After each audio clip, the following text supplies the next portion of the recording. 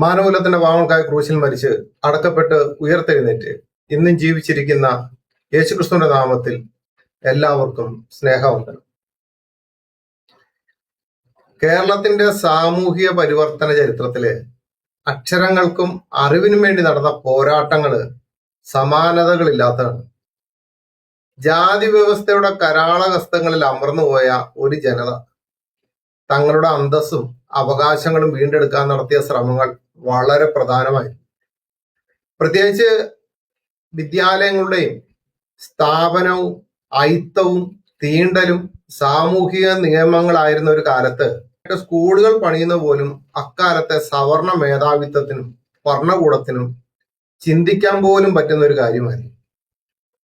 കാടിനുള്ളിലും ഗ്രാമങ്ങളുടെ അതിർത്തികളിലും മാത്രം ഒതുക്കപ്പെട്ട ഒരു ജനതയെ പൊതുധാരയിലേക്ക് കൊണ്ടുവരുവാൻ ക്രൈസ്തവ മിഷണർമാർ നടത്തിയ ഇടപെടലുകൾ കേരള നവോത്ഥാനത്തിലെ നിർണായകമായിട്ടുള്ള അധ്യായങ്ങളാണ്. വിദ്യാലയങ്ങൾ സ്ഥാപിക്കാൻ ഒരു തുണ്ട് ഭൂമി കണ്ടെത്തുന്നതിനോ അവിടെ പ്രാർത്ഥനാ സൗകര്യം ഒരുക്കുന്നതിനോ പോലും കടുത്ത വിവേചനങ്ങളെയും ഭീഷണികളെയും ഇവർക്ക് നേരിടേണ്ടി വന്നിട്ടുണ്ട്. കവിയൂരിലും വെള്ളൂരിലും നടന്ന സംഭവങ്ങൾ കേവലം പ്രാദേശിക തർക്കങ്ങളല്ല, മറിച്ച് നൂറ്റാണ്ടുകളായിട്ട് നിലനിന്നിരുന്ന അടിമത്തത്തിനെതിരെ ഒരു ജനത ഒന്നടങ്ക ഉയർത്തിയ ആദ്യത്തെ പ്രതിഷേധ സ്വരമാണ്. ഭൂമിയിലോ വിദ്യയിലോ അവകാശമില്ലാതിരുന്ന വലിയൊരു വിഭാഗത്തിൽപ്പെട്ട മനുഷ്യർ തങ്ങളുടെ അധ്വാനത്തിന്റെ വിഹിതം നൽകി മിഷണർമാരുടെ സഹായത്തോടെ അറിവിന്റെ വാതിലുകൾ തുറക്കാൻ ശ്രമിച്ചത് ലോക ചരിത്രത്തിലെ തന്നെ ധീരമായ പോരാട്ടങ്ങളിലൊന്നാണ്. ജന്മിമാരുടെയും സമ്പന്ന വർഗത്തിന്റെയും ഭീഷണികളെ പ്രാർത്ഥിക്കാൻ പോലുള്ള സ്വാതന്ത്ര്യമില്ലെങ്കിൽ മാടിനെ പോലെ പണിയെടുക്കാനാവില്ല എന്ന ദൃഢനിശ്ചയത്തോടെ അവർ നേരിട്ടു. വിദ്യാഭ്യാസത്തിലൂടെയും വിശ്വാസത്തിലൂടെയും നേടിയെടുത്ത ആ ആത്മബോധമാണ് ആധുനിക കേരളത്തിന്റെ അടിത്തറവാക്കിയത്. ഈ പോരാട്ടങ്ങളുടെയും അതിജീവനത്തിന്റെയും നാളുവഴികളിലേക്കാണ് ഈ പഠനം വെളിച്ചം വീശുന്നത്. ഇത്രയും ഞാൻ പറയാൻ കാരണം വേറെ ഒന്നുമല്ല, ഒരു സ്വാമി രംഗപ്രവേശം ചെയ്തിട്ടുണ്ട്. ആ സ്വാമിയുടെ പറച്ചിലുകൾ കേൾക്കുമ്പോൾ വളരെ വിചിത്രമായിട്ട് പലതും തോന്നുന്നു. ആ തോന്നലുകൾക്ക് എങ്ങനെ മറുപടി കൊടുക്കണം എന്നുള്ളതും ക്രൈസ്തവരായിട്ടുള്ള സത്യക്രിസ്ത്യാനികളായിട്ടുള്ള ഞങ്ങൾക്കറിയാം. അദ്ദേഹം പറയുന്ന പല കാര്യങ്ങളും ജാതിയുടെ പേരിൽ പോലും ഇവിടെ വിദ്യാഭ്യാസം നിഷേധിച്ചു എന്നൊക്കെ ഓരോരുത്തർ പറഞ്ഞു നടക്കുന്നുണ്ടെന്നാണ് പറയുന്നത്. നമുക്ക് ആ ആനന്ദസ്വാമി പറയുന്നത് ഒന്ന് കേട്ടു നോക്കാം. ഇതാണ് അദ്ദേഹം പറയുന്നത്, ശരിക്കും കേൾക്കണേ. രാഷ്ട്രീയമായ കാരണങ്ങൾ കൊണ്ട് ഇവിടത്തെ സംസ്കൃതിയെ നശിപ്പിക്കാൻ ആഗ്രഹിച്ച എല്ലാ പ്രത്യയശാസ്ത്രങ്ങളും, അത് സെമറ്റിക് മതങ്ങളായിട്ടുള്ള ക്രിസ്ത്യാനിറ്റി ആയിക്കോട്ടെ, ഇസ്ലാം ആയിക്കോട്ടെ, കമ്മ്യൂണിസം ആയിക്കോട്ടെ, ഈ 3 സെമറ്റിക് മതങ്ങളും ജാതിയാണ് ഈ സംസ്കൃതി, ജാതീയമായിട്ടുള്ള ഉച്ചനീചത്വങ്ങളാണ് ഈ സംസ്കൃതി എന്ന് പ്രചരിപ്പിക്കാൻ ബോധപൂർവം ശ്രമിക്കുന്നത്. അതിന്റെ പേരിൽ വിദ്യ നിഷേധിച്ചു, അങ്ങനെ ചെയ്തു, ഇങ്ങനെ ചെയ്തു എന്നൊക്കെ പറഞ്ഞിട്ട് ഒരുപാട് കഥകൾ, നങ്ങേലിയുടെ മുല മുറിച്ചു, ഒറ്റപ്പാലത്ത് ഉപ്പ് ചോദിച്ചതിന് തല്ലിക്കൊന്നു എന്നൊക്കെ പറഞ്ഞിട്ടുള്ള യാതൊരു തരത്തിലുള്ള ചരിത്ര വസ്തുതകളും ഇല്ലാത്ത കഥകൾ ഇവരുണ്ടാക്കുകയും പ്രചരിപ്പിക്കുകയും ഒക്കെ ചെയ്യുന്നുണ്ട്. അതൊക്കെ യഥാർത്ഥത്തിലുള്ള ചരിത്രാന്വേഷകന്മാർ അതിനൊക്കെ തള്ളിക്കളഞ്ഞിട്ടുണ്ട്. പക്ഷെ ഈ മൈക്ക് വെച്ച എല്ലാ കവലയിലും ഇത് തന്നെ പ്രസംഗിച്ചുകൊണ്ടിരിക്കുന്നതിന്റെ പ്രശ്നങ്ങളുണ്ട്. നിങ്ങൾ കേട്ടല്ലോ. പ്രത്യേക ഒരു കാര്യം പറയാം. ഒരു 2 പുസ്തകം ഞാൻ പരിചയപ്പെടുത്തുകയാണ്. ഒന്ന്, ബ്രദർ അനിൽകുമാർ വി അയ്യപ്പൻ എഴുതിയിരിക്കുന്ന ആഹാരത്തിന്റെ രാഷ്ട്രീയം എന്ന് പറയുന്ന പുസ്തകം, അതുപോലെ ജോൺസൺ തേക്കടിയിൽ അച്ഛൻ എഴുതിയ പുസ്തകം. ഈ 2 പുസ്തകങ്ങൾ ക്രൈസ്തവ മിഷണർമാർ ഈ ഭാരതത്തിന് ചെയ്ത സംഭാവനകളെ പറ്റിയുള്ളതാണ്. അത് നിങ്ങൾക്ക് മേടിക്കുവാൻ ആ നമ്പറിൽ വിളിക്കാവുന്നതാണ്. ആ നമ്പറിൽ വിളിച്ചു കഴിഞ്ഞാൽ അതിന്റെ പോസ്റ്റൽ ചാർജും കാര്യങ്ങളും എല്ലാം പറഞ്ഞ് നിങ്ങൾക്ക് ആ പുസ്തകം മേടിക്കാം. ക്രൈസ്തവ മിഷണർമാർ ഈ ഭാരതത്തിൽ ഒന്നും ചെയ്തിട്ടില്ല എന്ന് പറയുവാൻ പുതിയ തലമുറ രംഗപ്രവേശം ചെയ്യുമ്പോൾ പഴയ തലമുറയുടെ അവസ്ഥകൾ എന്താണെന്നും ആ തലമുറയിൽ നിന്നും അവർക്കുണ്ടായ മാറ്റങ്ങൾ ആര് മുഖാന്തരമാണെന്നും പറയുന്ന പുസ്തകങ്ങളാണ് ഈ ഇറക്കിയിരിക്കുന്നത്. സാക്ഷി അപ്പോളോസ് നെറ്റ്വർക്കാണ് ഇറക്കിയിരിക്കുന്നത്. റെഫറൻസുകൾ സഹിതമാണ് അവരനുഭവിച്ചതും അവർ നിലവിളിച്ചതും അവർ കരഞ്ഞതും അവരുടെ ജീവിതത്തിലുണ്ടായ മാനക്കേടുകൾക്കെല്ലാം മാറ്റം ഉണ്ടാക്കിയത് ക്രൈസ്തവ മിഷന്മാരാണെന്ന് പറയുന്ന പുസ്തകങ്ങളാണ്. നിങ്ങൾക്ക് ആ താഴെ കാണുന്ന നമ്പറിൽ വിളിച്ച് കഴിഞ്ഞാൽ ആ പുസ്തകം നിങ്ങൾക്ക് ലഭിക്കുന്നതാണ്. അപ്പോൾ അതിന്റെ പോസ്റ്റൽ ചാർജും എല്ലാം കൂടെ ചേർത്ത് അതിന്റെ റേറ്റ് കുറഞ്ഞു. അപ്പൊ നമുക്ക് സ്വാമിയുടെ വിഷയത്തിലേക്ക് വരാം. സ്വാമി പറയുന്നത് ജാതിയുടെ പേരിൽ പോലും വിദ്യാഭ്യാസം നിഷേധിച്ചു എന്നൊക്കെ ഇവിടുന്നുണ്ട്, പലരും കവലയിലൊക്കെ നിന്ന് പറയുന്നുണ്ടെന്ന്. സ്വാമി അത് കവലയിൽ നിന്ന് പറയാനുണ്ടായ കാരണം ഇങ്ങനെ സംഭവിച്ചത് കൊണ്ടാണ്. മനസ്സിലായോ? ഇങ്ങനെ സംഭവിച്ചത് കൊണ്ട് തന്നെയാണ് കവലകളിൽ നിന്ന് പറയേണ്ടി വന്നത്. എന്ത് സംഭവിച്ചു? ജാതിയുടെ പേരിൽ പല ആൾക്കാരെയും ഇവിടെ നിഷേധിച്ചു തുടങ്ങിയപ്പോൾ, വിദ്യാഭ്യാസവും ജോലി എന്ന് വേണ്ട സകല കാര്യത്തിൽ നിഷേധിച്ചു തുടങ്ങിയപ്പോൾ ക്രൈസ്തവ മിഷന്മാർ ഇത് ചെയ്തു കൊടുത്തു എന്ന് പറയാൻ വേണ്ടി തന്നെയാണ്.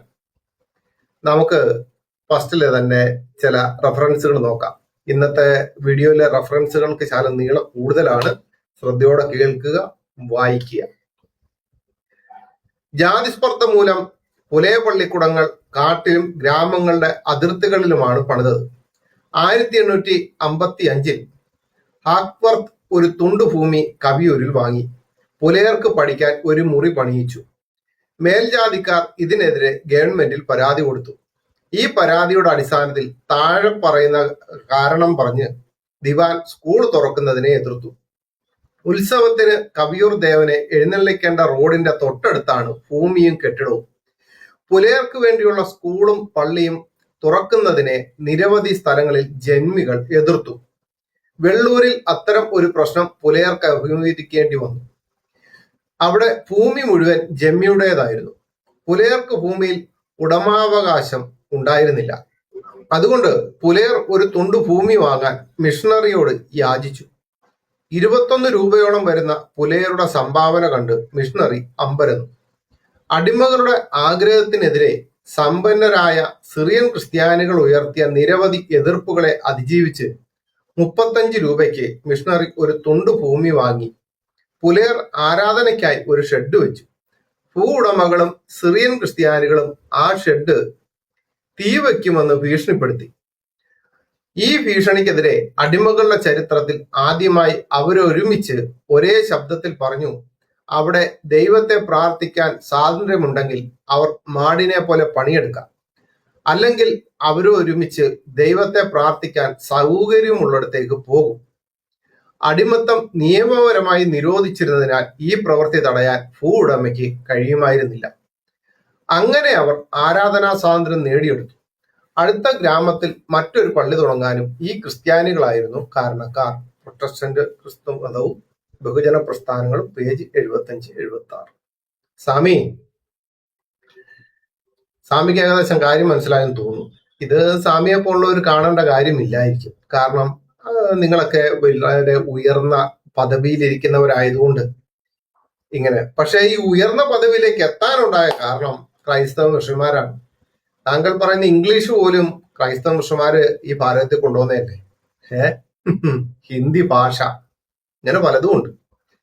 അപ്പൊ ഇത്തരം ഭാഷകളിലേക്ക് നമ്മൾ കടന്നു പോകുമ്പോൾ, ഇത്തരം കാര്യങ്ങളിലേക്ക് കടന്നു പോകുമ്പോൾ ഇപ്പോൾ തന്നെ നിങ്ങൾക്ക് മനസ്സിലാവും, ഒരു വിഭാഗം, ഒരു ജനതയ്ക്ക് എന്ന് വെച്ച് കഴിഞ്ഞാൽ താഴ്ത്തപ്പെട്ട ജനത, താഴ്ന്ന ജനതയല്ല, താഴ്ന്ന ജാതിയല്ല, താഴ്ത്തപ്പെട്ട ജാതി എന്ന് വെച്ച് കഴിഞ്ഞാൽ ഉയർന്ന ജാതിക്കാർ ഇവിടെ ഉള്ളത് കൊണ്ട് താഴ്ത്തപ്പെട്ട ജാതി. അത് സിറിയൻ ക്രിസ്ത്യാനികളൊക്കെ ചെയ്തിട്ടിരിക്കുന്നത് വളരെ പാതകമായിട്ടുള്ള കാര്യം. വിനിൽ പോളിന്റെ പുസ്തകങ്ങളൊക്കെ വായിച്ചു കഴിഞ്ഞാൽ ശരിക്കും മനസ്സിലാവും. അതിപ്പോ ഇത്തരം കാര്യങ്ങളിലൂടെ കടന്നു പോകുമ്പോഴത്തേനും കാണാം, ഇവിടെ അടിമകളായിട്ട് നിൽക്കുന്നവർക്ക് വിദ്യാഭ്യാസം ഇല്ല, അവർ വിശ്വസിക്കുന്ന ദൈവത്തെ ആരാധിക്കാൻ എന്ന് വേണ്ട എല്ലാ രീതിയിലും ഒരു മാറ്റപ്പെട്ട സംഭവം. ഇതാണ് സ്വാമി ഞങ്ങൾ വിളിച്ചു പറയുന്നത്. ഇങ്ങനെ തകർത്ത് മാറ്റിയ ഒരു ജനതയെ മുമ്പിലേക്ക് കൊണ്ടുവരുവാൻ ക്രൈസ്തവ മിഷന്മാർ തന്നെ ഇവിടെ ഉണ്ടായിരുന്നുള്ളൂ. അതിന് മറ്റു ചില കാര്യങ്ങളുണ്ട്. കാരണം ഈ ഭാരതത്തില് ശൂദ്രൻ, ബ്രാഹ്മണൻ എന്ന് വേണ്ട പല ആൾക്കാരും ഉണ്ടല്ലോ. അവർക്കായിരുന്നു ഇവിടെ വളരെ ഒരു പ്രാധാന്യം ഉണ്ടായിരുന്നു. കാരണം സവർണൻ അവർണന്റെ അടുത്തേക്ക് വരാൻ പറ്റുകയില്ല. ഇതൊന്നും ഇല്ലാത്ത കാര്യമല്ലല്ലോ. ക്രൈസ്തവ മിഷന്മാർ ഞങ്ങളെപ്പോലുള്ള ക്രിസ്ത്യാനികൾ വിളിച്ചു പറയുന്നതാണോ? ക്രൈസ്തവ മിഷന്മാർ ചെയ്ത സംഭാവനകളെ പറ്റി ഞങ്ങളെപ്പോലുള്ള ക്രിസ്ത്യാനികൾ, സത്യക്രിസ്ത്യാനികൾ വിളിച്ചു പറയുമ്പോൾ നിങ്ങളെപ്പോലുള്ളവർക്ക് ശകലം വിളറി പൂണ്ടുകൊണ്ട് ഓടേണ്ട സാഹചര്യമുണ്ട്. ചെയ്തതല്ലേ പറയാൻ പറ്റൂ, ചെയ്യാത്തതായിട്ടൊന്നും ഞങ്ങൾക്ക് പറയേണ്ട കാര്യമില്ല. ഇനി അടുത്തൊരു റെഫറൻസിലേക്ക് പോവുകയാണെങ്കിൽ, ഇവിടെ വസ്ത്രം ധരിക്കാനും പല കാര്യങ്ങൾക്കും ഇവിടെ പ്രശ്നം ഉണ്ടായിരുന്നു. ഈ നമ്പൂരി സ്ത്രീക്ക് സ്വജാതിയിൽ പോലും വിവാഹം വളരെ ബുദ്ധിമുട്ടായിരുന്നു. ഇങ്ങനെ എഴുതിയിരിക്കുന്നത്, ജാതി വ്യവസ്ഥയുടെയും അനാചാരങ്ങളുടെയും അതിപ്രസരം കൊണ്ട് ഇരുണ്ടുപോയിരുന്നു പിന്നീടുള്ള കേരള ചരിത്രം. ഉപജാതികളും മേൽക്കോയ്മയും നിലനിന്ന സമൂഹത്തിൽ ഉന്നത സ്ഥാനത്ത് നിന്ന ബ്രാഹ്മണൻ മറ്റു ജാതിക്കാരോട് പുലർത്തിയിരുന്ന മനോഭാവം തികച്ചും ഹീനമായിരുന്നു. മതമിളകിയ ആന, കാമവിളറി പൂണ്ട കാള, കുളിപ്പിച്ച കുതിര, വിദ്യ അഭ്യസിച്ച ശൂദ്രൻ എന്നിവയിൽ നിന്നെല്ലാം സവർണൻ അകന്നു നിന്നു. പൊതു ഇടങ്ങളിൽ മഴയത്തു പോലും കുടപിടിക്കാൻ അവർണർക്ക് സാധ്യമല്ലായിരുന്നു. ഉയർന്ന ജാതിക്കാരെ കണ്ടാൽ ബഹുമാനിക്കണം. സ്ത്രീകൾ മാറ് തുറന്നു കാണിച്ചാണ് ബഹുമാനിക്കേണ്ടത്. അവർണ സ്ത്രീകൾ അരയ്ക്ക് മുകളിൽ വസ്ത്രം ധരിക്കാൻ പാടില്ലായിരുന്നു. അതേസമയം സാമൂഹികമായി അയിത്തം ചുമത്തി മാറ്റി നിർത്തപ്പെട്ടിരുന്ന കീഴാള സ്ത്രീയുമായി രതിക്ക് യാതൊരു വിലക്കും ഉണ്ടായിരുന്നില്ല. കീഴാളൻ വിവാഹം കഴിച്ചാൽ ആദ്യ രാത്രി ഭാര്യ കഴിയേണ്ടത് ജന്മിയോടൊപ്പമായിരുന്നു. സ്വന്തം ജാതിയിൽപ്പെട്ടതോ ഉയർന്ന ജാതിയിൽപ്പെട്ടതോ ആയ ഏതൊരു പുരുഷന്റെയും വികാരാവശ്യങ്ങൾക്ക് വഴങ്ങാത്ത സ്ത്രീയെ അസാൻമാർഗിയായി മുദ്രകുത്തുമായിരുന്നു. ഇത്തരത്തിലുള്ള അതിക്രമങ്ങൾ സ്ത്രീ ജീവിതത്തിൽ നിരന്തരം പ്രതിസന്ധികൾ സൃഷ്ടിച്ചു. നായർ സ്ത്രീകൾക്കിടയിൽ സംബന്ധം എന്ന രീതി സാധാരണമായിരുന്നു. സത്പുത്ര ജനനം ബ്രാഹ്മണ വീഴ്ചയിലൂടെ മാത്രമേ ലഭിക്കൂ എന്ന ധാരണ സമൂഹത്തിൽ നിലനിന്നു. നായർ സ്ത്രീക്ക് സംബന്ധക്കാരുടെ എണ്ണം കൂടുന്തോറും അഭിമാനിക്കാമായിരുന്നു. അതേസമയം നമ്പൂതിരി സ്ത്രീക്ക് സ്വജാതി വിവാഹം പോലും അപ്രാപ്യവും ആയിരുന്നു. അപ്പോൾ ഏകദേശം സ്വാമിയുടെ ആൾക്കാർക്കും കാര്യം മനസ്സിലായെന്ന് തോന്നുന്നു. ജാതി എന്ന് പറയുന്നത് ഇവിടെ വലിയൊരു സംഭവമായിരുന്നു. ഇത് ക്രൈസ്തവ ഋഷിമാർ കൊണ്ടുവന്നുള്ള ജാതിയല്ല. നിങ്ങൾ മനുസ്മൃതിയൊക്കെ എടുത്ത് വായിക്കുമ്പോഴത്തേന് അതിൻ്റെ അകത്ത് തന്നെ 4 ജാതിയും പിന്നീട് ഉപജാതി സംഭവങ്ങളെല്ലാം എഴുതി വെച്ചിട്ടില്ലേ. ഇനി ക്രൈസ്തവ ഋഷിമാരാണ് മനുസ്മൃതി എഴുതി ഇവിടെ തന്നേന്നൂടെ നിങ്ങൾ പറഞ്ഞു കഴിഞ്ഞാൽ ഈ പ്രശ്നം ഇവിടെ കൊണ്ടങ്ങ് പരിഹരിച്ചു. ശരിയല്ല സ്വാമി എന്ത് വർത്താനം പറയും? സ്വാമി പറഞ്ഞത് ജാതിയുടെ പേരിൽ പോലും വിദ്യാഭ്യാസമില്ല. ജാതിയുടെ പേരിൽ ഇവിടെ വിദ്യാഭ്യാസം എന്ന് പറയുന്ന സംഭവത്തെ മാറ്റരുത്. അല്ലെന്നുണ്ടെങ്കിൽ നിങ്ങൾ അയ്യങ്കാളിക്കെതിരെ സംസാരിക്കൂ, അല്ലെങ്കിൽ ശ്രീനാരായണ ഗുരുവിനെതിരെ സംസാരിക്കൂ. ഇവരൊക്കെ നവോത്ഥാന നായകന്മാരെന്ന് പറഞ്ഞു നടക്കുന്ന സമയത്ത് ഇവരിതൊന്നും ചെയ്തിട്ടില്ല എന്നൂടെ പറയൂ. അത് പറയാതെ ക്രൈസ്തവ ഋഷിമാർക്ക് നേരെ ജാതിയുടെ ഇതിൽ നിങ്ങൾ നിന്ന് ഞങ്ങള് സംസാരിക്കുന്നത് നിങ്ങളുടെ ദ്വയാർത്ഥ പ്രയോഗമൊക്കെ അറിയാവുന്നവരാണ് ഞങ്ങള്.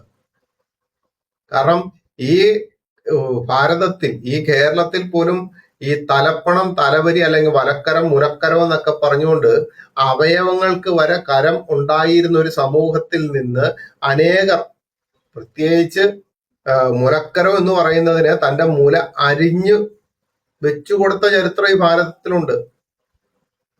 പക്ഷേ നിങ്ങൾ അതിനെ എല്ലാത്തിനും അങ്ങ് മാറ്റുകയാണ്. ശരിയല്ലേ?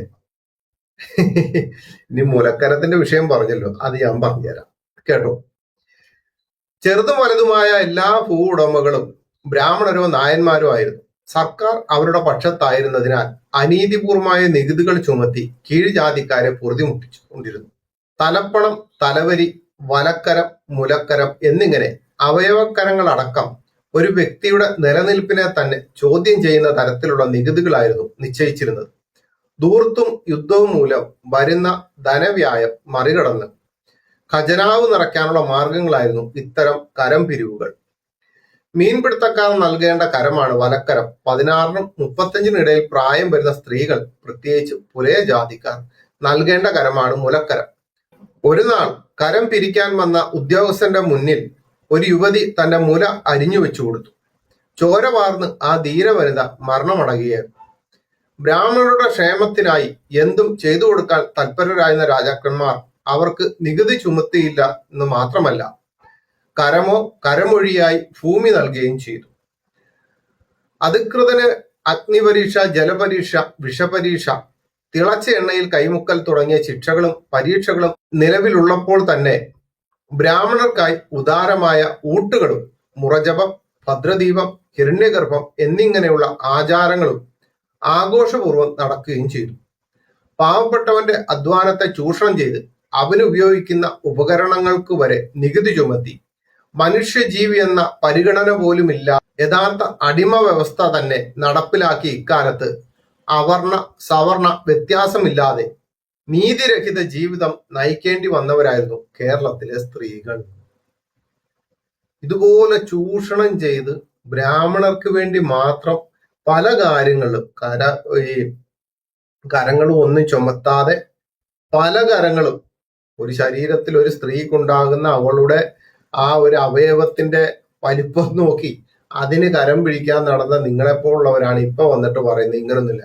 ഇവിടെയും ക്രൈസ്തവ മിഷന്മാരാണ് കേട്ടോ ഇതിൽ നിന്നൊക്കെ ഒരു മാറ്റം വരുത്തിയത്. കാരണം മിഷണറി ജാക്കറ്റ് എന്ന് അറിയപ്പെട്ടുകൊണ്ടിരുന്നത് എന്ത് ഈ മാറുമറയ്ക്കുന്ന സംഭവം ഉണ്ടല്ലോ, അതിന് മിഷണറി ജാക്കറ്റ് എന്ന് അറിയപ്പെടുന്നത് അല്ല, വേറൊരു ജാക്കറ്റും അല്ല. അത്തരം ജാക്കറ്റ് വരെ കൊടുത്തത് ആരാണ്? ക്രൈസ്തവ മിഷന്മാരാവും.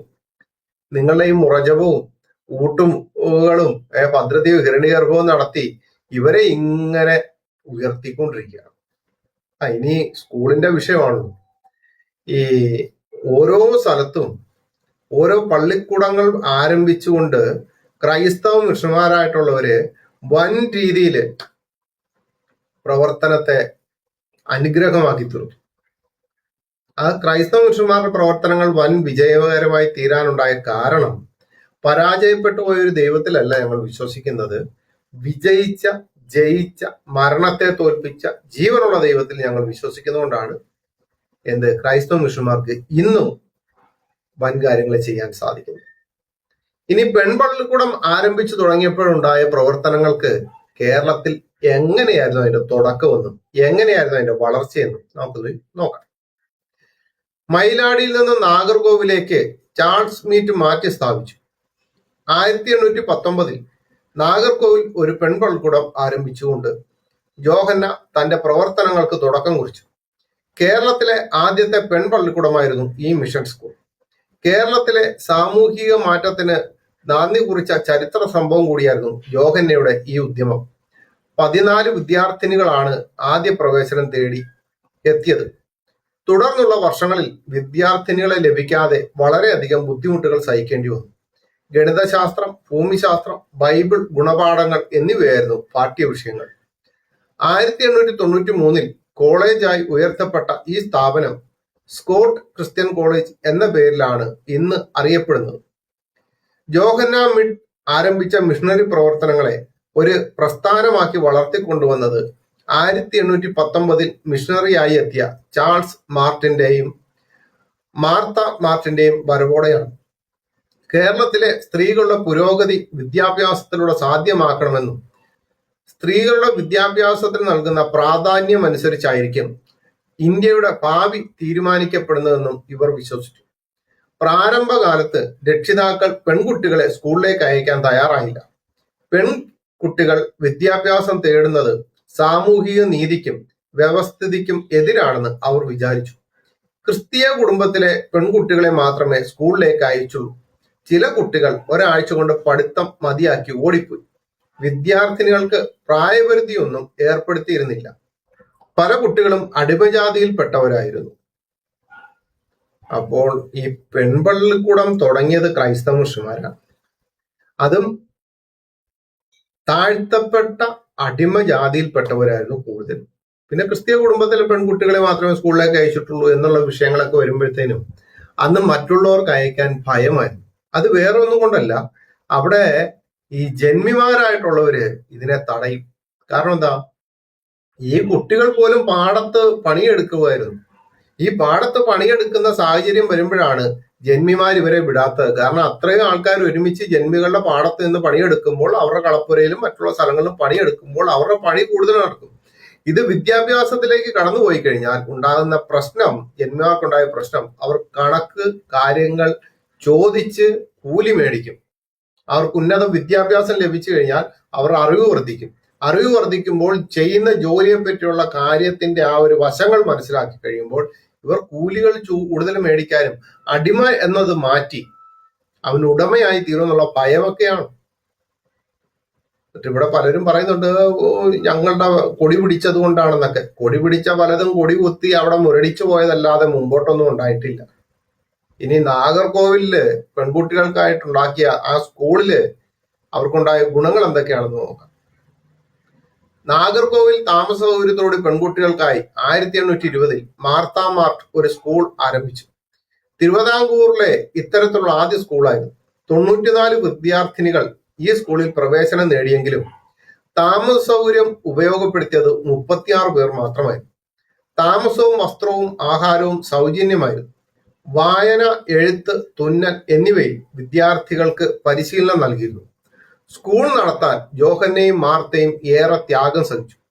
ബ്രിട്ടനിലെ തങ്ങളുടെ സുഹൃത്തുക്കളിൽ നിന്നും തിരുവിതാംകൂർ സർക്കാരിൽ നിന്നും ലഭിച്ച ധനസഹായം പ്രയോജനകരമായിരുന്നു.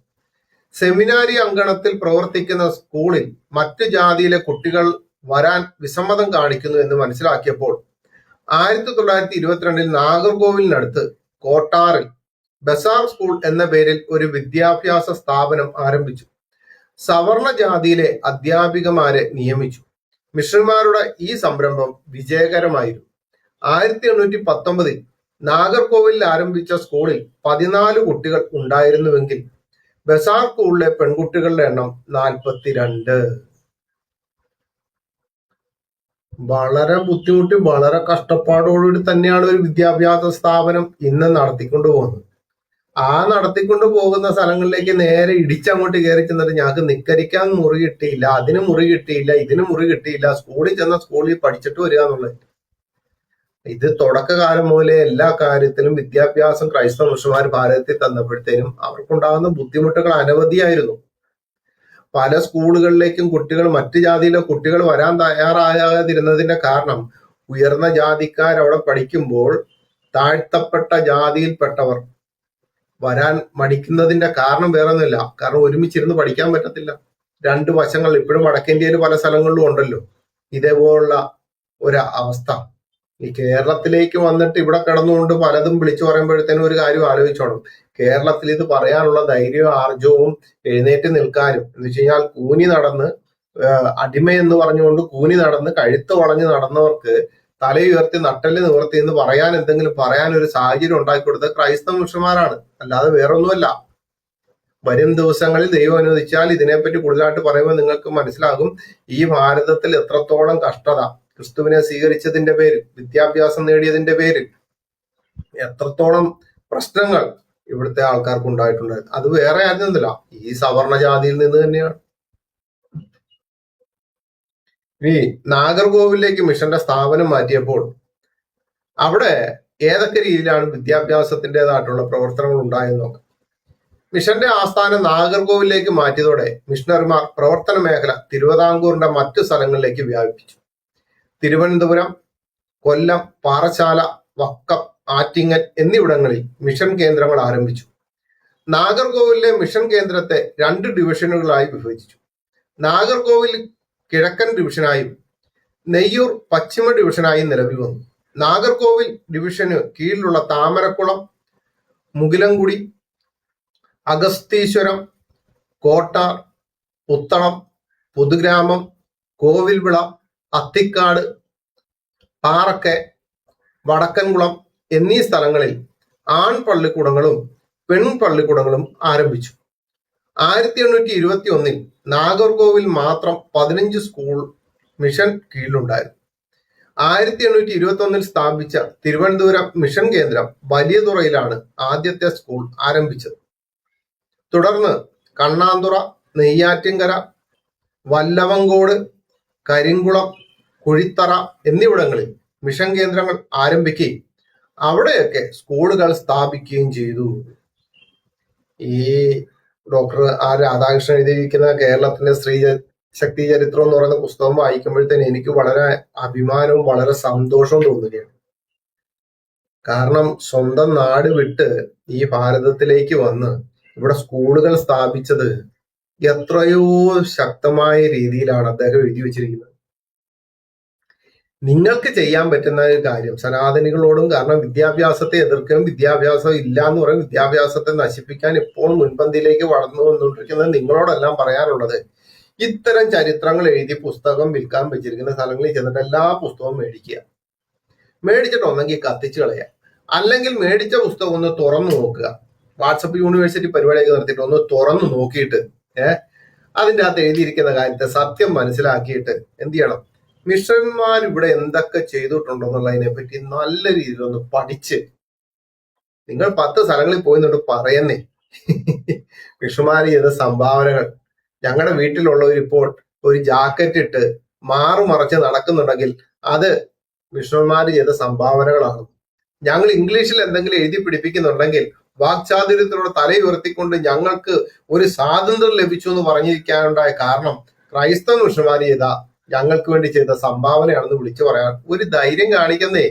കാരണം ഇങ്ങനെയുള്ള പല സ്ഥലങ്ങളിലേക്ക് ഇംഗ്ലീഷ് അല്ലെങ്കിൽ മറ്റുള്ള ഭാഷകൾ പഠിപ്പിക്കാൻ വേണ്ടി സ്കൂളുകൾ മാറ്റി സ്ഥാപിച്ച് വന്നപ്പോൾ അവിടെ വളരെ അത്ഭുതങ്ങളാണ് നടന്നത്. കാരണം തിരുവനന്തപുരത്ത് ഇംഗ്ലീഷ് പെൺപള്ളിക്കൂടം ആവശ്യമാണെന്നും ബ്രാഹ്മണരും സവർണജാതിക്കാരും ഇംഗ്ലീഷ് പഠിക്കാൻ താല്പര്യപ്പെട്ടിരുന്നു എന്നും രേഖപ്പെടുത്തിയിട്ടുണ്ട്. ഞാൻ പറഞ്ഞതല്ല, ദേ കേട്ടോ. 1825 LMS റിപ്പോർട്ടിൽ തിരുവനന്തപുരത്ത് ഇംഗ്ലീഷ് പെൺപള്ളിക്കൂടം ആവശ്യമാണെന്നും ബ്രാഹ്മണരും സവർണജാതിക്കാരും ഇംഗ്ലീഷ് പഠിക്കാൻ താല്പര്യപ്പെട്ടിരുന്നു എന്നും രേഖപ്പെടുത്തിയിട്ടുണ്ട്. കൊല്ലത്ത് ആരംഭിച്ച മിഷൻ കേന്ദ്രത്തിന്റെ ചുമതല ജോൺ സ്മിത്ത് എന്ന മിഷണറിക്കാരൻ കേണൽ മൺറോയുടെ സഹായത്തോടെ കൊല്ലത്ത് ആദ്യ മിഷൻ സ്കൂൾ ആരംഭിച്ചു. 1830 97 സ്കൂളുകളും 31,000 വിദ്യാർത്ഥികളും മിഷൻ സ്കൂളിൽ ഉണ്ടായിരുന്നതായി കണക്കുകൾ രേഖപ്പെടുത്തുന്നു. ഇതുപോലെ നിങ്ങൾക്ക് വല്ലതും ചെയ്യാൻ പറ്റിയോ സ്വാമി? ബ്രാഹ്മണരും സവർണജാതിക്കാർ ഇംഗ്ലീഷ് പഠിക്കാൻ താല്പര്യപ്പെട്ടിരുന്നു. അവർക്കും ഈ സവർണരായിട്ടുള്ള ആൾക്കാർക്കും ക്രൈസ്തവ മിഷന്മാർ തന്നെ വേണ്ടി വന്നു. എന്ത്? ഇംഗ്ലീഷ് പഠിക്കാൻ. അപ്പൊ ചോദിക്കും, പിന്നെ അവർ ഇംഗ്ലീഷ് അല്ലാതെ മലയാളം പഠിക്കുമോ? അല്ലേ? പക്ഷെ ഇംഗ്ലീഷ് ആയിട്ടുള്ള ആള് തന്നെയാണ് മലയാളത്തിലേക്ക് ആദ്യത്തെ നിഘണ്ടു തന്നത്. അതുകൂടെ മനസ്സിലാക്കണേ. പക്ഷെ ഇതൊക്കെ പറയുമ്പോൾ നിങ്ങൾക്ക് ഭയങ്കര ബുദ്ധിമുട്ടാ. ഭയങ്കര പ്രശ്നമാണ്. കാരണം എന്താ? തിരുവിതാംകൂറിന്റെ വിദ്യാഭ്യാസ മണ്ഡലത്തിലെ സമ്പുഷ്ടമായ ഒരു കാലം ഉണ്ടായിരുന്നു. ആ കാലത്തിലൂടെ നമ്മൾ സഞ്ചരിച്ചു പോകുമ്പോഴത്തേനും ആദ്യത്തെ പെൺപള്ളിക്കൂടം, അവിടെ നിന്ന് പഠിച്ചവർക്കുണ്ടായ മാറ്റങ്ങൾ എന്ന് വേണ്ട മിഷന് അനുവദിച്ചു കിട്ടിയ ഭൂമിയിൽ താമസ സൗകര്യം എന്ന് വേണ്ട എല്ലാ കാര്യങ്ങളോടും കൂടെ പലതും അവിടെ പ്രവർത്തിച്ചു. അതും ഈ രാധാകൃഷ്ണൻ സാർ എഴുതിയിരിക്കുന്ന പുസ്തകത്തിൽ എഴുതിയിട്ടുണ്ട്. നമുക്കൊന്ന് വായിച്ചു നോക്കാം. തിരുവിതാംകൂറിലെ വിദ്യാഭ്യാസ മണ്ഡലത്തിന്റെ സമ്പുഷ്ട കാലമായിരുന്നു 1830 മുതൽ 1900 വരെ. മിഷണറിമാരായ John Cox, Pattison, Abbs, James Russell, Ramsay എന്നിവർ കുടുംബസമേതം തിരുവിതാംകൂറിലെത്തി. 1838 മിഷന്റെ തിരുവനന്തപുരം കേന്ദ്രത്തിന്റെ ചുമതല ജോൺ കോക്സിന് നൽകി. കണ്ണമ്മൂലയിൽ മിഷന് അനുവദിച്ചു കിട്ടിയ ഭൂമിയിൽ താമസ സൗകര്യങ്ങളോടുകൂടി ഒരു പെൺപള്ളിക്കൂടം കോക്സ് ആരംഭിച്ചു. 5 പെൺകുട്ടികൾ മാത്രം ഉണ്ടായിരുന്ന ഈ സ്കൂളാണ് തിരുവനന്തപുരത്തെ ആദ്യത്തെ പെൺപള്ളിക്കൂടം. 1842 ആയപ്പോൾ ഈ സ്കൂളിലെ വിദ്യാർത്ഥികൾ 17 വർദ്ധിച്ചു. ഇക്കാലത്ത് തിരുവനന്തപുരം മിഷന്റെ കീഴിൽ 14 ആൺപള്ളിക്കൂടങ്ങളും 3 പെൺപള്ളിക്കൂടങ്ങളും പ്രവർത്തിച്ചിരുന്നു. 1845 ജോഹന്നാൻ മീഡിന്റെ പരിശ്രമ ഫലമായി ഏക അധ്യാപക വില്ലേജ് സ്കൂളുകൾ ആരംഭിച്ചു. 15 വില്ലേജ് സ്കൂളുകളായി 12 ആൺകുട്ടികളും 3 പെൺകുട്ടികളും ഉണ്ടായിരുന്നു. ഈ സ്കൂളുകളിൽ പഠിച്ചിരുന്ന ഭൂരിപക്ഷവും അടിമ ജാതിയിലുള്ളവരായിരുന്നു. ഒരു ആൺകുട്ടിയെ പ്രവേശിപ്പിച്ചാൽ 2 അണയും പെൺകുട്ടിയെ പ്രവേശിപ്പിച്ചാൽ 2.5 അണയും അധ്യാപകന് നൽകിയിരുന്നു. 1852 ആയപ്പോൾ വില്ലേജ് സ്കൂളുകളുടെയും എണ്ണം 22 വർദ്ധിച്ചുവെങ്കിലും വിദ്യാർത്ഥികളുടെ എണ്ണത്തിൽ വർധനയുണ്ടായില്ല. ആൺകുട്ടികൾ 14 പെൺകുട്ടികൾ 8 മാത്രമായിരുന്നു. സാമുവൽ മെറ്റീർ തിരുവനന്തപുരത്ത് കരമനയിലും ചാൾസ് മീഡ് മിഷൻ അങ്കണത്തിലും ഓരോ പെൺപള്ളിക്കൂടം ആരംഭിച്ചു. ആൺകുട്ടികളെയും പെൺകുട്ടികളെയൊക്കെ സ്കൂളിലേക്ക് പ്രവേശിപ്പിക്കുമ്പോഴത്തേനും 2 അണയും 2.5 അണയും അധ്യാപകർക്ക് നൽകിയിരുന്നു. കാരണം അതിന് രണ്ടുണ്ട് കാര്യം. അധ്യാപകരുടേതായിട്ടുള്ള വിദ്യാഭ്യാസത്തിന്റെ മൂല്യം അവർ കുട്ടികളിലേക്ക് പകർന്നു കൊടുത്ത് ആ കുട്ടികളുടെ ഭവനത്തിൽ പോയി മാതാപിതാക്കളോട് സംസാരിച്ച് അവരെ വിദ്യാഭ്യാസത്തിന്റെ വഴിയിലേക്ക് കൊണ്ടുവരാൻ അന്ന് അധ്യാപകന്മാർക്കും അധ്യാപികമാർക്കും വലിയൊരു ചുമതല ഉണ്ടായിരുന്നു.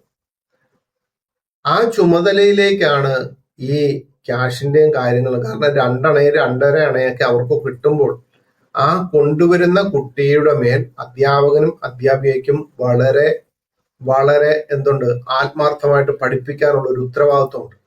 ഇന്നത്തെ സ്കൂളുകളിൽ അതുണ്ടോ എന്ന് സംശയം തന്നെയാണ്. അപ്പൊ ഈ സ്കൂളുകൾ ഭൂരിപക്ഷവും അടിമജാതിയിൽപ്പെട്ടവരായിരുന്നു പഠിച്ചുകൊണ്ടിരിക്കുന്നതെന്ന് ആലോചിക്കുമ്പോഴത്തേനും ഒന്ന് ചിന്തിച്ചോണം. വളരെ പ്രശ്നമാണ്.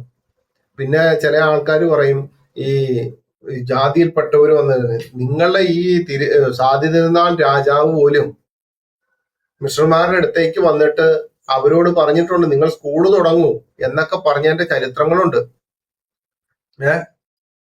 തിരുവനന്തപുരത്ത് ഒരു സ്കൂള് തുടങ്ങാൻ ആവശ്യപ്പെട്ട പോലും സാദി തിരുനാൾ രാജാവാണ്. അതെന്തേ ഇവരോട് വന്ന് പറയാൻ ഉണ്ടായ കാരണം? അതാണ് ഏറ്റവും പ്രധാനം. കാരണം മിശ്രന്മാരോട് പറഞ്ഞെങ്കിലേ കാര്യം നടക്കത്തുള്ളെന്ന് രാജാവിന് പോലും അറിയാം. പക്ഷെ ഇപ്പോഴത്തെ അടിമകൾക്ക് അത് മനസ്സിലാകുന്നില്ല. രാജാവിന് മനസ്സിലായി. രാജാവ് പറഞ്ഞ എങ്ങനെയാണെന്ന് അറിയോ? കേട്ടോ, 1859 1866 മധ്യേ സഭാവിശ്വാസികളുടെ എണ്ണത്തിൽ അതിശയകരമാം വിധം വർധനവുണ്ടായി. ഇതിന് പ്രധാന കാരണം മേൽ ശീലാകലാപമായിരുന്നു. സവർണരുടെ ക്രൂരമായ മർദ്ദനത്തിനും പീഡനത്തിനും വിധേയരായ അധകൃതർ സർക്കാരിൽ നിന്ന് നീതി ലഭിക്കാതായപ്പോൾ അഭയം തേടി സഭയിലെത്തി. 1861-62 വർഷം നെയ്യൂർ പാറശാല ഡിവിഷനുകളിൽ മാത്രം 4000 പേർ ക്രിസ്തുമതം സ്വീകരിച്ചു.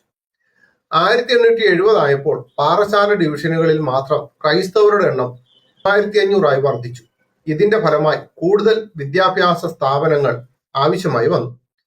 പെൺകുട്ടികൾക്ക് വേണ്ടി താമസ സൗകര്യങ്ങളോട് കൂടിയ 6 സ്കൂളുകൾ ഉൾപ്പെടെ 47 സ്കൂളുകൾ തെക്കൻ തിരുവിതാംകൂറിൽ ആരംഭിച്ചു.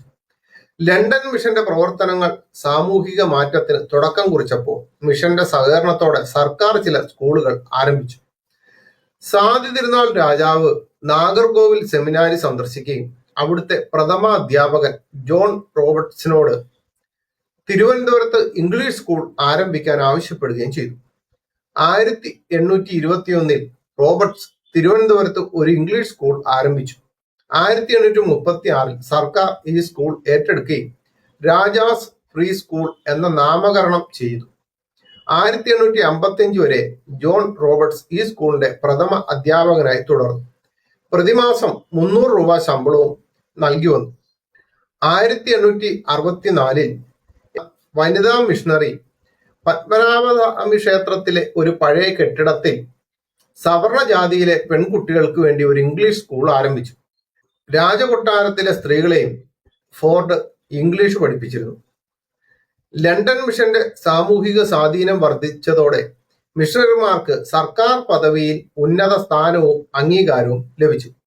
സാമുവൽ മെറ്റീർ എന്ന മിഷണറി തിരുവനന്തപുരം ഗ്രന്ഥശാലയുടെ സെക്രട്ടറിയായും ഖജാൻജിയായും 2 പ്രാവശ്യം സേവനമനുഷ്ഠിച്ചു. മിഷന്റെ മുഴുവൻ സ്കൂളുകളുടെയും മേൽനോട്ട ചുമതല വഹിച്ചിരുന്ന ജോഹന്നാമിഡിനെ തിരുവിതാംകൂറിന്റെ വിദ്യാഭ്യാസ സൂപ്രണ്ടായി നിയമിച്ചു. 1866 മിഷൻ സാമ്പത്തിക ക്ലേശം അഭിമുഖീകരിച്ചപ്പോൾ സർക്കാരിനോട് സാമ്പത്തിക സഹായം അഭ്യർത്ഥിച്ചു. സർക്കാർ 15,000 രൂപ ധനസഹായം നൽകി സഹായിച്ചു. 15,000 രൂപ മേടിച്ചിട്ടല്ലേ എന്നൊക്കെ പറയുമ്പോൾ ഈ 15,000 രൂപയിൽ കൂടുതൽ കാര്യങ്ങൾ ക്രൈസ്തവ മിഷണന്മാർ അവിടെ ചെയ്തു എന്നുള്ളത് നിങ്ങൾ മനസ്സിലാക്കണം. പിന്നെ സ്വാതി തിരുനാളൊക്കെ വന്നിട്ട് നിങ്ങൾ ഇവിടെ ഇംഗ്ലീഷ് സ്കൂള് സ്ഥാപിക്കണം എന്നൊക്കെ പറഞ്ഞു വരുമ്പോൾ ആ വിദ്യാഭ്യാസത്തിന്റെ മൂല്യം നിങ്ങളൊന്ന് മനസ്സിലാക്കിക്കോളൂ. ആ വിദ്യാഭ്യാസത്തിന്റെ മൂല്യം എത്രത്തോളം ഉണ്ടായിട്ടാണ് ഒരു രാജാവ് വന്നിട്ട് പോലും ഇത് ചെയ്തത് അവരോട് പറഞ്ഞത്. അവരവിടെ തുടങ്ങി. രാജകൊട്ടാരത്തിലുള്ള സ്ത്രീകൾക്ക് പോലും ധൈര്യത്തോടെ ഇംഗ്ലീഷ് പറയാൻ വേണ്ടി, അത് ഈ അടുത്തിടയ്ക്ക് ഇപ്പോൾ തിരുവനന്തപുരം കൊട്ടാരത്തിലുള്ള ആ തമ്പുരാട്ടി എന്ന് വേണമല്ലോ പറയാൻ, എന്ന് വെച്ച് കഴിഞ്ഞാൽ ഇപ്പോൾ ജീവനോടുണ്ടായിരിക്കുന്ന ആ ഒരു ഇന്റർവ്യൂ കണ്ടപ്പോഴത്തേന് പറഞ്ഞു, ഞങ്ങളെ പഠിപ്പിക്കാൻ വേണ്ടി ഞങ്ങൾക്ക് സ്കൂളുകളിലേക്ക് പോകാൻ പറ്റത്തില്ലായിരുന്നു, ഞങ്ങളെ പഠിപ്പിക്കാൻ വേണ്ടി ഞങ്ങളുടെ സമയ ക്രമീകരണം അനുസരിച്ച് അധ്യാപകർ കൊട്ടാരത്തിൽ വന്നായിരുന്നു പഠിപ്പിച്ചുകൊണ്ടിരുന്നതെന്നാ പറയും. ഒന്ന് ആലോചിച്ച് നോക്കിയേ. അതാണ് ഈ യേശു ക്രിസ്തുവിൽ വിശ്വസിക്കുന്നവർക്ക് ഒരു പ്രത്യേകത. ഞങ്ങൾക്ക് അങ്ങാടിയും അരമനയും അടിമ വീടും ഉടമ വീടും എല്ലാം ഒരുപോലെ. ബൈബിള് വായിച്ചു വരുമ്പോഴത്തേനും പൗലോസ് അപ്പോസ്തലൻ പറയുന്നുണ്ട്, അരമനയിലുള്ളവർ നിങ്ങൾക്ക് വന്ദനം ചെല്ലുന്നുണ്ട്. അപ്പൊ അരമനയിലുള്ളവർ വന്ദനം ചെല്ലണമെന്നുണ്ടെങ്കിൽ അരമനയ്ക്കകത്ത് കയറി ചെല്ലാൻ ഞങ്ങൾക്ക് ധൈര്യം ഉണ്ടെന്നേ. കയറി ചെല്ലുമ്പോഴത്തേനും ഏത് രാജാവിനും ഏത് മന്ത്രിക്കും അറിയാം ഞങ്ങളുടെ കയ്യിൽ വാളോ കുറുവടിയോ ബോംബോ ഒന്നുമില്ല. ഞങ്ങളുടെ കയ്യിലുള്ള ക്രിസ്തുവിന്റെ നിസ്തുല്യ സ്നേഹത്താൽ അകത്തേക്ക് പ്രവേശിച്ചു കഴിഞ്ഞാൽ അവിടെ ഞങ്ങൾക്ക് കൊടുക്കാനുള്ളത് ഏറ്റവും നല്ലത് വേറൊന്നുമല്ല, യേശു ക്രിസ്തു ഞങ്ങൾക്ക് വേണ്ടി ചെയ്തിട്ടുള്ള കാര്യങ്ങളെ അവരോട് പറയുക, ഞങ്ങളിലുള്ള വിദ്യാഭ്യാസത്തെ അറിവിനെ അവർക്ക് കൊടുക്കുക. അതിന് ഞങ്ങൾക്ക് എവിടെയും ധൈര്യത്തോടെ ഏത് കവലയിലും, സ്വാമി പറഞ്ഞ പോലെ ഏത് കവലയിൽ നിന്ന് വിളിച്ചു പറയാനുള്ള ധൈര്യം ഞങ്ങൾക്ക് ഉണ്ടെന്നേ. കാരണം ക്രൈസ്തവ മിഷണറി ചെയ്ത സംഭാവനകൾ മാത്രമേ ഞങ്ങൾ വിളിച്ചു പറയുന്നത്, ഇല്ലാത്തതൊന്നും ഞങ്ങൾ പറയത്തില്ല, ഉള്ളതേ പറയത്തുള്ളൂ. ഇനി തെക്കൻ തിരുവിതാംകൂറിലേക്ക് മിഷണറിമാരുടെ പ്രവർത്തനം കൂടിയപ്പോൾ വിദ്യാഭ്യാസ പരിഷ്കാരങ്ങൾ അങ്ങ് പുരോഗമിക്കാൻ തുടങ്ങി. അതിനെപ്പറ്റി പറഞ്ഞിരിക്കുന്നത് ഇങ്ങനെയാണ്. തെക്കൻ തിരുവിതാംകൂറിലേക്ക് 1880 കൂടുതൽ മിഷണർമാർ എത്തിയതോടെ വിദ്യാഭ്യാസ പരിഷ്കാരങ്ങൾ പുരോഗമിച്ചു. നാഗർകോവിലിൽ ദത്തിയും അലനും, നെയ്യൂരിൽ ഹാക്കറും, എംലിൻ ജോൺസ്, നോവൽസ് ഫോസ്റ്റർ എന്നിവർ പാറശാലയിലും ചുമതലയേറ്റു. ദത്തിയും ഭാര്യ ലയാദത്തിയും 5 പെൺപള്ളിക്കൂടങ്ങൾ ആരംഭിച്ചു. 293 വിദ്യാർത്ഥിനികൾ ഈ സ്കൂളുകളിൽ പ്രവേശനം നേടി. നാഗർകോവിലിലെ വടശ്ശേരിയിലും കൃഷ്ണൻകോവിലിലും സവർണ ജാതിയിലെ പെൺകുട്ടികൾക്ക് വേണ്ടി ഇവർ സ്കൂളുകൾ ആരംഭിച്ചു. ലയാദത്തിയുടെ പരിശ്രമത്തിൽ ആണ്ടിത്തോപ്പിൽ ആരംഭിച്ച സ്കൂളിൽ 17 പെൺകുട്ടികളും 55 ആൺകുട്ടികളും പഠിച്ചിരുന്നു. കുട്ടികൾക്ക് പാഠപുസ്തകങ്ങളും വസ്ത്രങ്ങളും വാങ്ങാൻ കൊയ്ത്ത് കാലത്ത് ഗ്രാമങ്ങളിൽ പോയി വീടുകൾക്ക് മുമ്പിൽ പാട്ടുകൾ പാടി 10 കൽപ്പനകൾ ചൊല്ലിയും നെല്ലും പണവും സമ്പാദിച്ചു. നെയ്യൂരിൽ എലിസബത്ത് ഹാക്കറിന്റെ പരിശ്രമ ഫലമായി തിരുവിതാംകൂറിൽ ആദ്യമായി ഭാഷാ സ്കൂൾ ആരംഭിച്ചു. 74 ഭാഷാ സ്കൂളുകളിലായി 3161 വിദ്യാർത്ഥികൾ പഠിച്ചിരുന്നു. 1902 അവർ ആംഗ്ലോ വെർണാക്കുലർ സ്കൂളും ആരംഭിച്ചു. ഒരു കാര്യം മനസ്സിലാക്കണേ, സ്കൂളിൽ പഠിക്കുന്ന പെൺകുട്ടികൾക്ക് വേണ്ടി പാഠപുസ്തകങ്ങളും വസ്ത്രങ്ങളും വാങ്ങാൻ കൊയ്ത്ത് കാലത്ത് ഗ്രാമങ്ങളിൽ പോയി പാട്ടുപാടി 10 കൽപ്പന ചൊല്ലി പണം സമ്പാദിച്ചു. ഇങ്ങനെ ഒരു ചരിത്രം ഇവിടെ കിടക്കുമ്പോഴാ കുറെ അവന്മാരും കുറെ അവളുമാരും പറഞ്ഞുകൊണ്ട് കിടക്കുന്നത് പാൽപ്പൊടിയും ഗോതമ്പും കൊടുത്ത് മതം മാറ്റിയത്. പാൽപ്പൊടിയും ഗോതമ്പും കൊടുത്ത് മതം മാറ്റിയിട്ടുണ്ടെങ്കിൽ നിങ്ങളുടെ കഴിവുകേടും നിങ്ങളുടെ പ്രശ്നങ്ങളുമാണ്. പാൽപ്പൊടിയും ഗോതമ്പിനേക്കാളും നല്ലത് അവർക്ക് വയറ് നിറച്ച് ഭക്ഷണം കൊടുക്കാൻ നിങ്ങളൊന്ന് തയ്യാറാകണമായിരുന്നു. പാൽപ്പൊടിയേക്കാളും നല്ല രുചിയുള്ള ഭക്ഷണം ഈ ഭാരതത്തിലുണ്ടല്ലോ, അതങ്ങ് കൊടുത്താൽ മതിയായിരുന്നു. 24 മണിക്കൂറും പണിയെടുക്കെന്നും പറഞ്ഞുകൊണ്ട് ജന്മിമാരുടെ അടത്തളങ്ങളിലേക്ക് നെൽപ്പുരകളിലേക്ക് കന്യകമാരെ കൊണ്ടുപോയി കൊടുക്കുന്നതിനെയൊക്കെ അങ്ങോട്ട് പിടിച്ചു നിർത്തിയിട്ട് ഇതൊന്നും പറ്റത്തില്ല എന്നുകൊണ്ട് നിങ്ങൾ എന്തുകൊണ്ട് അന്ന് ഇറങ്ങിയില്ല? അന്ന് പാൽപ്പൊടിയുടെ രുചി, അന്നത്തെ പാൽപ്പൊടിയുടെ രുചി ഇന്നില്ലാത്തതുകൊണ്ടാണോ ഇപ്പൊ ക്രൈസ്തവ മിഷണർമാർക്കെതിരായിട്ട് നിങ്ങൾ സംസാരിക്കുന്നത്? അല്ല, ഒരു കാര്യം ചെയ്യും, ഇപ്പൊ പാൽപ്പൊടിയേക്കാളും നല്ല മൂല്യമുള്ള പലതും ഇപ്പൊ നിങ്ങൾക്ക് മേടിക്കാൻ കിട്ടുമല്ലോ. അത് മേടിച്ചിട്ട് ഇവരെ അങ്ങ് തിരിച്ചു കൊണ്ടുപോകാൻ നോക്കും. പാൽപ്പൊടി മേടിച്ചു പോയവരെ തിരിച്ചുകൊണ്ടുപോകാൻ. അത് നടക്കുന്ന കാര്യമല്ല. കാരണം പാൽപ്പൊടി മേടിച്ചും ഗോതമ്പൊടിയും തിന്നും ഒന്നുമല്ല ആരും ക്രിസ്തുവിനെ സ്വീകരിച്ചത്.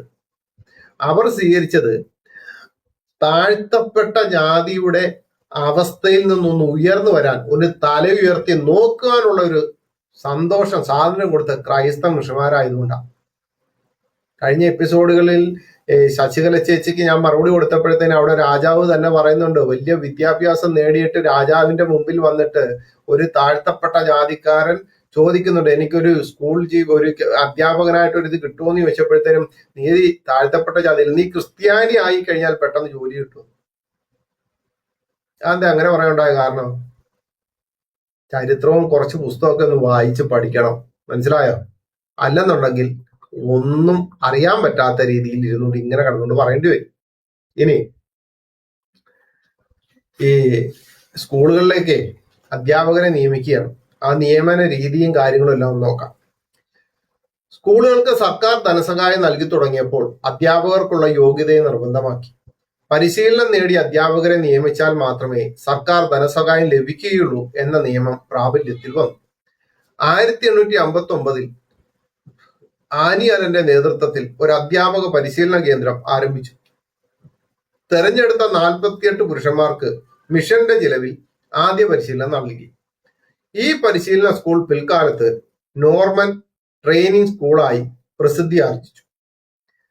അലന്റെ ശ്രമഫലമായി ആദ്യമായി നാഗർകോവിൽ മിഷൻ ആരംഭിച്ച പെൺപള്ളിക്കൂടം സർക്കാർ 1899 ഹൈസ്കൂളായി ഉയർത്തി. വിദ്യാഭ്യാസ രംഗത്ത് നൂതന പരീക്ഷണങ്ങൾ നടത്തി വിജയിച്ച മിഷണറിയാണ് ആനി അലൻ.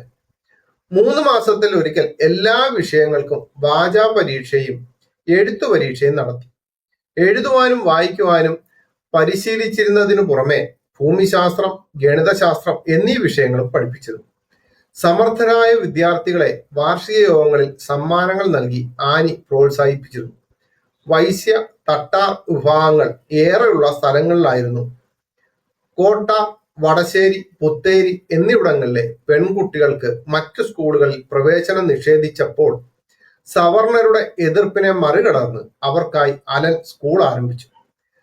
നാഗർകോവിലിനടുത്ത് ഇടലാക്കുടിയിൽ 1897 മുസ്ലിം പെൺകുട്ടികൾക്കായി ഒരു സ്കൂൾ ആരംഭിച്ചു. 25 കുട്ടികൾ ചേർന്നുവെങ്കിലും ബൈബിൾ ആശയങ്ങൾ കുട്ടികളെ സ്വാധീനിക്കുന്നുവെന്ന് ഭയന്ന് പഠനം മതിയാക്കി.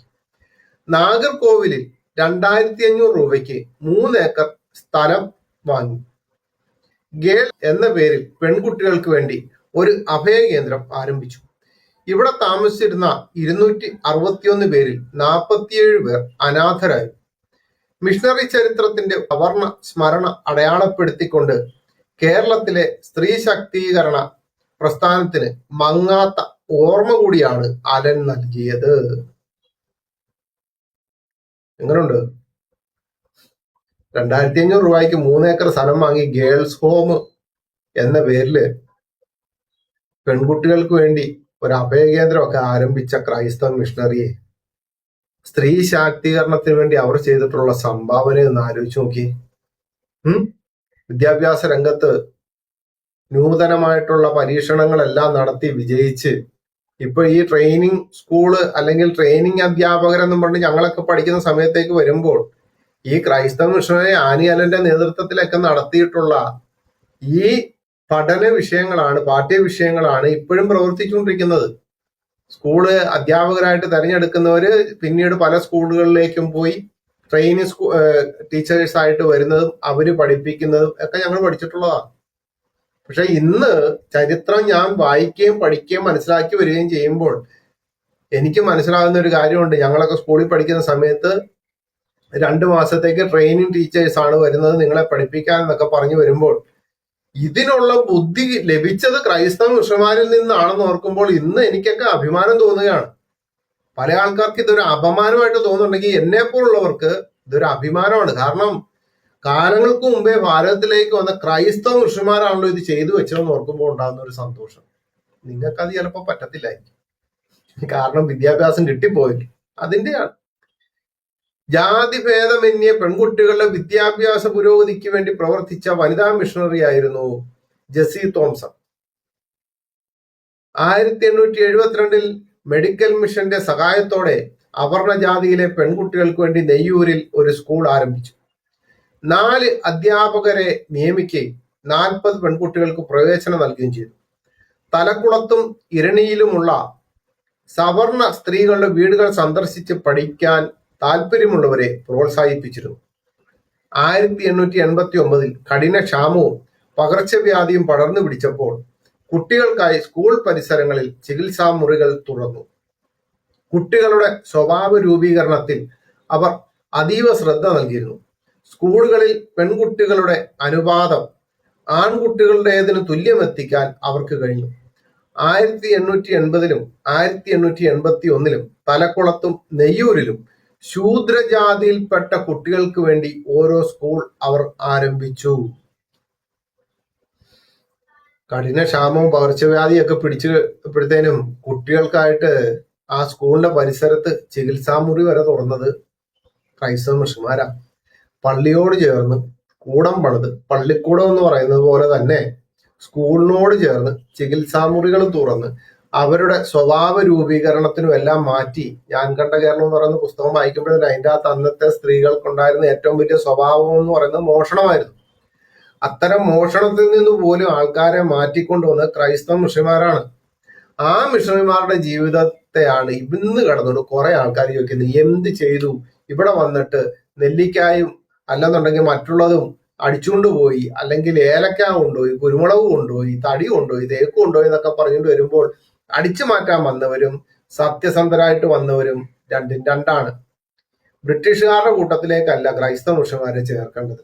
അപ്പൊ ഈ രണ്ടിനെയും കൂടെ ഒരിടത്തിലോട്ട് കെട്ടിക്കഴിഞ്ഞാലേ മറുപടി പറയാൻ ബുദ്ധിമുട്ടായിരിക്കുമല്ലോ എന്ന് വെച്ചുകൊണ്ടായിരിക്കും നിങ്ങൾ കൂട്ടിച്ചേർക്കുന്നത്. പക്ഷെ എന്നാൽ തെറ്റി.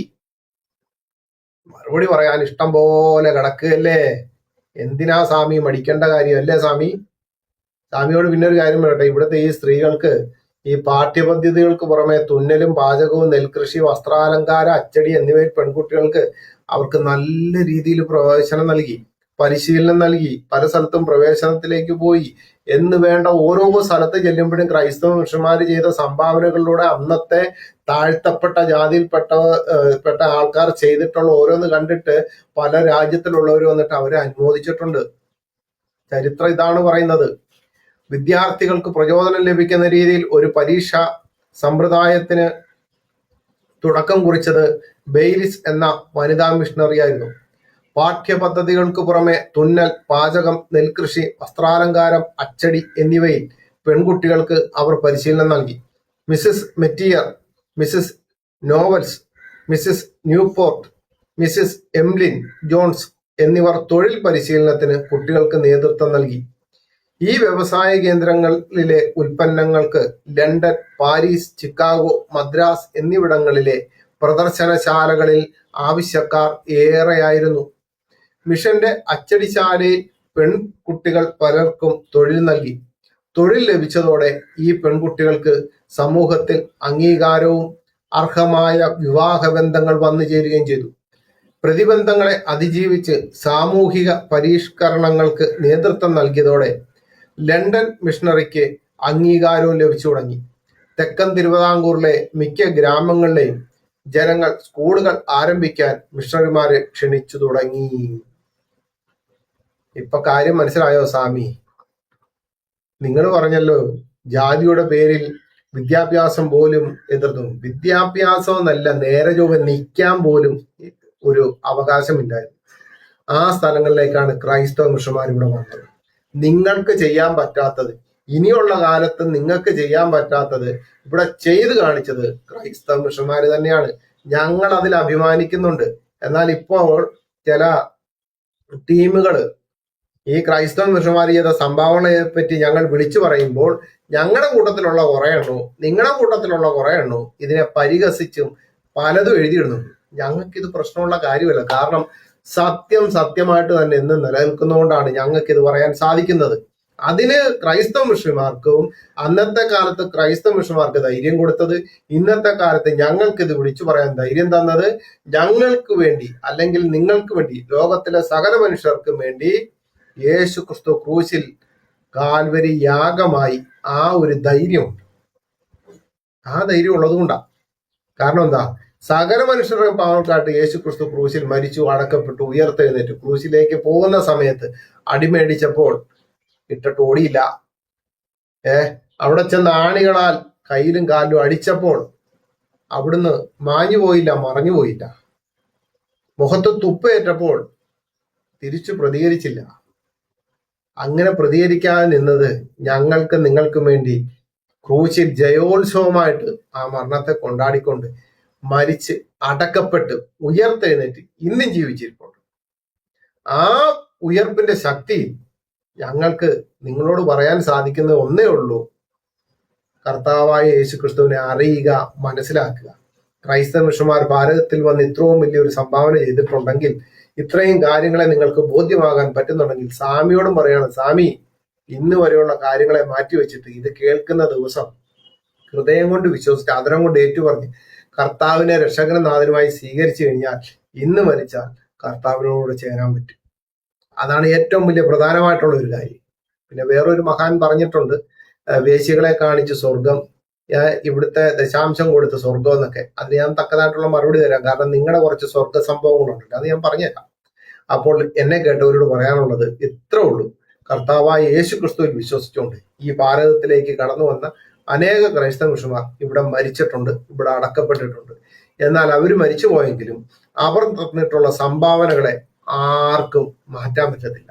നിങ്ങൾക്ക് വേണമെങ്കിൽ പലതിലൂടെയും മാറ്റാൻ പറ്റും. മാറ്റാൻ വേണ്ടി നിങ്ങൾക്ക് ശ്രമിക്കാം, പക്ഷെ സത്യം എന്നേക്ക് നിലനിൽക്കും. കാരണം ആ സത്യത്തിന്റെ ഉള്ള ഒരു പ്രത്യേകത, ഞാൻ തന്നെ വഴിയും സത്യവും ജീവനും എന്ന് പറഞ്ഞ കർത്താവായ യേശു ക്രിസ്തുവാണ്. ആ ക്രിസ്തുവിനെ പിൻപറ്റിയവർ, ആ ക്രിസ്തുവിനെ മാതൃകയാക്കിയവർക്ക് എന്നും ജയമായിട്ട് തന്നെ നിൽക്കാൻ പറ്റും. ആ ജയത്തിലേക്ക്, ക്രിസ്തുവിന്റെ ജയത്തിലേക്ക്, ക്രിസ്തുവിന്റെ സ്നേഹത്തിലേക്ക് നിങ്ങളെല്ലാവരെയും ക്ഷണിച്ചുകൊണ്ട് എന്റെ വാക്കുകൾ നിർത്തുന്നു. ദൈവം ധാരാളമായി സഹായിക്കട്ടെ. അടുത്ത എപ്പിസോഡിൽ നമുക്ക് വീണ്ടും കാണാം. സർവശക്തനായ ദൈവം നിങ്ങളെല്ലാവരെയും ധാരാളമായി സഹായിക്കട്ടെ.